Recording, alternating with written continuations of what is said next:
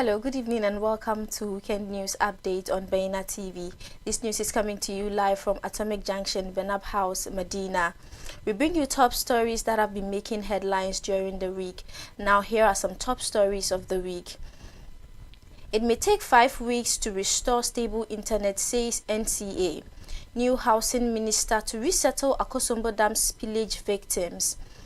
Persons living with HIV concern over looming shortage of antiretroviral drugs.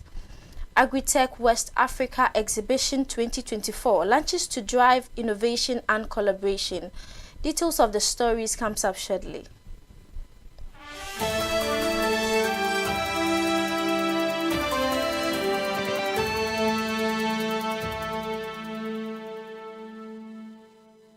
Thank you for staying with us. Don't forget we're streaming live on Facebook and on YouTube at Baina TV. Moving on to our first story. Ghanaians battling interruption from their data service provider may have to wait for at least another 5 weeks. NCA made this known in a press release on Saturday, 16th March 2024.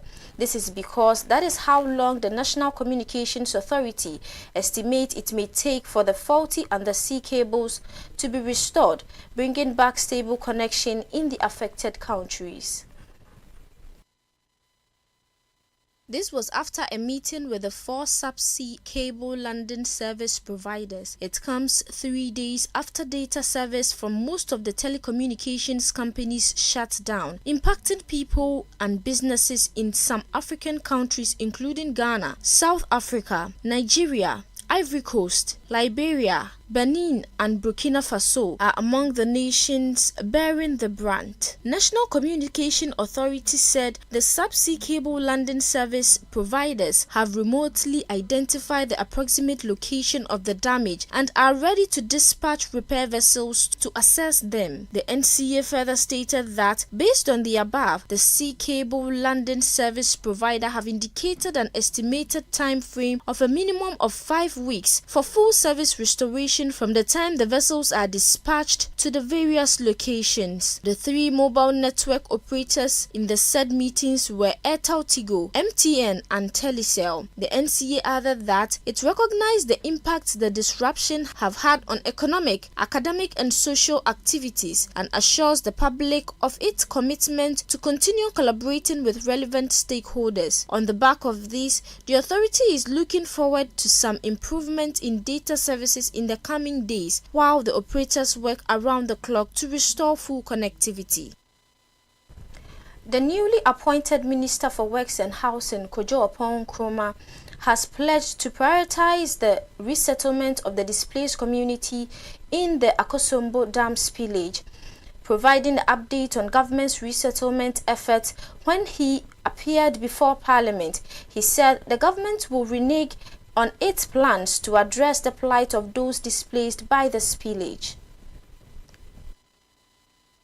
Mr. Oppong Nkrumah said the government has established an interministerial committee to ensure a well-coordinated response. According to him, the interministerial committee, chaired by the Chief of Staff at the Office of the President, spearheaded relief efforts and made sure victims had access to essential items when the floods wreaked havoc. The minister disclosed ongoing efforts by the government in gathering crucial background information to inform government's decision on resettling strategies. He said this will ensure that the government has a full understanding of the matter so as to ensure that the plight of victims are well addressed. In response to the South Dime MP Roxanne Nelson Defiamekpo's question over the delay in resettling flood victims, Mr. Oppong Nkrumah said plans are far advanced and in due time, government will make known its resettlement plans in providing much needed relief and support to those impacted by the disaster. The Office of the President has requested Parliament to hold on sending the anti-gay bill to the President Nana Addo Dankwa Akufo-Addo for his approval. This decision was made due to the existence of 2 pending applications for an order of interlocutory injunction by the Supreme Court.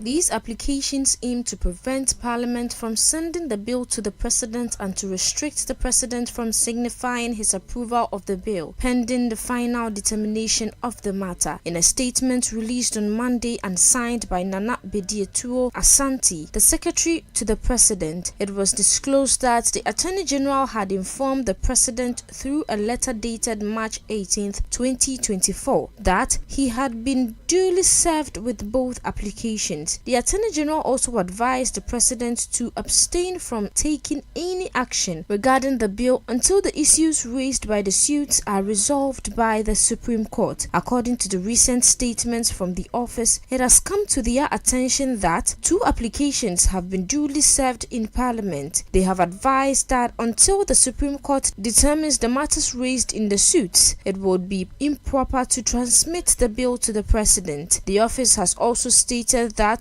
during the pendency of an interlocutory injunction application, the status quo ante should be maintained and no action should be taken that could prejudice the injunctive relief sought and undermine the authority of the court. As a result, they have kindly requested that Parliament cease transmitting the bill to the President until the matters before the Supreme Court are resolved.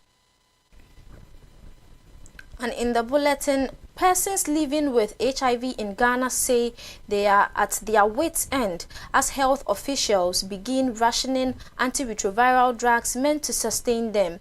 It understands the medications are fast running out and should completely run out by May if nothing is done about it. According to the president of National Association of Persons Living with HIV, Elsie Aye, consignment of ARVs procured by the Health Ministry cannot be traced, raising suspicion it may have gone missing.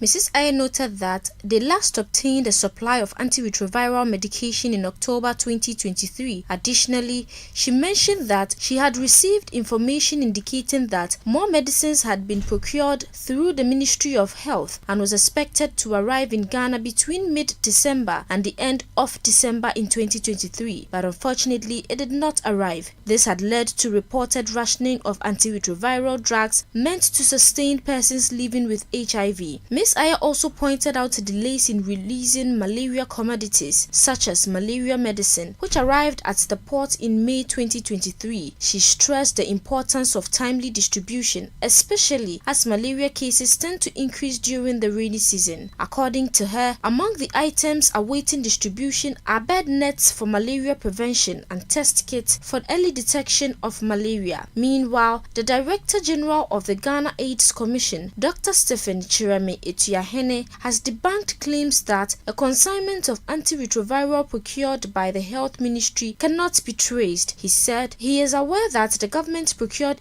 ARV to fill the gap at least starting from May, and if they do not receive government procured ARV, that is when they begin to have shortage. But presently, he cannot anticipate any shortage as being alleged and then speak to it specifically. On Tuesday, 19th March 2024, a Ghana Air Force helicopter with registration number GHF 696 made an emergency landing in the general vicinity of Bonsu Kurom near Agunan Kwanta in the Western region. The helicopter was conducting a routine offshore power line inspection of the Atuebo gas plant and had on board 21 passengers comprising staff of the Ghana National Gas Company and aircrew. According to a statement signed by Brigadier General E. Agri Kwashi, Director General of Public Relations, all passengers have been accounted for and there were no fatalities. However, they have been evacuated and are currently undergoing a routine medical checkup. The Ghana Armed Forces have commenced preliminary assessment to ascertain the cause of the incident. Moving on, the West may not be over for Ghana cedi, which is currently on the third worst performing currency in Africa. Analysts warn that even with the $3 billion rescue provided by the IMF after the country's 2022 default, the unit, which has already dropped more than 7% versus the dollar, may weaken further. Ghana is still attempting to reach an agreement with Eurobond investors despite having secured workouts with both its official and domestic creditors. Additionally, even though the nation's foreign reserves increased to $5.9 billion in December 2023, a 10-month high, they are still insufficient to sustain the value of the currency. The second largest cocoa producer in the world depends on imports for almost everything, including heavy machinery and toothpicks, and these imports are predicted to rise in the lead up to the election. The government forecast faster GDP growth in this year at 2.8%, up from 2.3% in the previous year. According to Bloomberg data, at 10 a.m. in Accra, the capital, the cedi was almost unchanged at 12.9267 Ghana cedis per dollar. The Minister of Food and Agriculture in Ghana, Dr. Brian Champon, has emphasized the significance of strengthening the partnership between Ghana and UK in countering infectious disease through the development of livestock sector. He made the statement during the signing of a memorandum of understanding with the UK government to launch a DEFRA-funded animal health system strengthening project. The project aims to tackle the spillover of pathogens from animals to humans, which is the main cause of emerging infectious diseases, and enhance global health security by preventing preventable deaths. The UK government's support for the project will contribute to integrating animal health system into Ghana's health security framework and better preparing the country and the sub-region to detect and respond to emerging diseases in livestock sector. The project has already built the core competencies of 467 veterinary staff in Ghana to better detect, protect and respond to known and emerging animal diseases including salmonella, rabies and diseases of fish. It is a £5 million multi-year from 2022 to 2025 technical partnership ODA project currently operating in Ghana, Zambia and the Gambia. It aims to protect against public health threats by tackling disease threats at source while also helping to increase livestock productivity and improve livelihoods, especially for the rural poor women. The project also seeks to leverage further investment by Ghana in animal health systems. The Fair Wages and Salaries Commission has urged the three teachers' union currently on nationwide strike to reconsider their stance. The union has accused the commission of sluggishness in addressing their concern regarding conditions of the service. However, Engineer Benjamin Atta, the Chief Executive Officer of the Commission, has rebutted these allegations, asserting that negotiations are underway to address the union's grievances. Engineer Atta expressed surprise at the union's decision to strike, noting ongoing negotiations aimed at addressing the teachers' demand. He mentioned that they had recently received funds from the Ministry of Finance to facilitate wage negotiations. Although the ability to spend the funds lies with the Ministry of Finance, the Commission informed the teacher unions about the availability of funds and scheduled a meeting for Thursday. The Commission believes that the strike will cause further delays in the negotiation process, as they were expecting to make significant progress during the scheduled meeting. Mr. Atta said the Fair Wages and Salaries Commission considers the strike unnecessary and urges the union to return to the negotiation table. The Deputy Minister of Food and Agriculture in charge of crops, Yaw Frimpong Addo, has inaugurated the third edition of the Agritech West Africa exhibition alongside the Food and Beverage Ghana and Food Park Tech Ghana exhibition. The event, held at the Accra International Conference Center from March 19th to 21st, 2024, served as a catalyst for discussion on transformative power of storage infrastructure and revolutionizing agribusiness. The inaugural ceremony was attended by the India High Commission to Ghana, Manish Gupta was to emphasize the enduring partnership between India and Ghana with a focus on technological infusion to enhance agriculture output for export. With India's commitment to providing modern equipment, the aim is for Ghana to achieve self-sufficiency in agriculture within the next 5 years. The expo was organized under the auspices of the Ministry of Food and Agriculture and the Ministry of Trade and Industry of Ghana with the valuable assistance of the West African Chamber of Agriculture, CropLife, Association of Ghana Industries, Ghana Union of Traders Association, Food and Beverages Association of Ghana, Farmer Organization Network of Ghana, Federation of Association of Ghanaian Exporters, Guzakuza, and many regional farmers cooperative and groups. The Agritech West Africa with Food and Beverages and Food Park Tech Ghana exhibitions cover the entire value chain of agriculture industry under one roof with about 100 companies exhibiting from India, Jordan, Denmark, Turkey, Nigeria, Ghana, UK, Italy, France, Spain, and others, representing multiple product segments like agrochemical, agriculture technology, irrigation, biofeeds, food processing and packaging technologies, food innovation, processed and packed food and beverage items. The expo provides a platform for exhibitors to engage with approximately 5,000 Ghanaians and West African business and professional visitors. Attendees included stakeholders from agribusiness sector, commercial and small farmers, farmer groups, food and beverage industries, importers, distributors, wholesalers, and retail chain. The event facilitated valuable collaboration between companies from different countries, Ghanaian and West African business partners. It serves as an avenue for introducing new products and innovations, fostering businesses, partnership, and facilitating knowledge sharing in agriculture and food processing packaging. And finally, the national organizer of the New Patriotic Party, Henry Nana Boakye, says the party's parliamentary candidate would be allocated targets in the upcoming general elections. He said this was aimed at enticing the PCs and ensuring that they do not defer from campaigning for votes after being allocated the necessary resources, with the mindset that NPP is not popular in their constituency. Mr. Boakye was speaking at the inaugural ceremony of the Volta Regional Campaign Team at the NPP Regional Secretariat in Ho.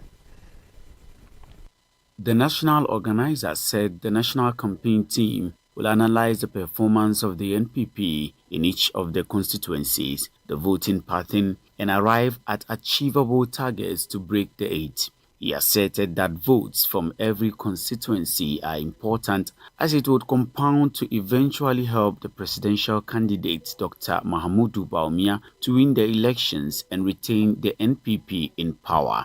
Mr. Boakye added that parliamentary candidates who achieve their targets would merit appointment in the government of Dr. Bawumia. He entreated the constituency executives and metropolitan, municipal and district chief executives to desist from undermining their parliamentary candidates and join forces with them to canvass for votes ahead of the elections.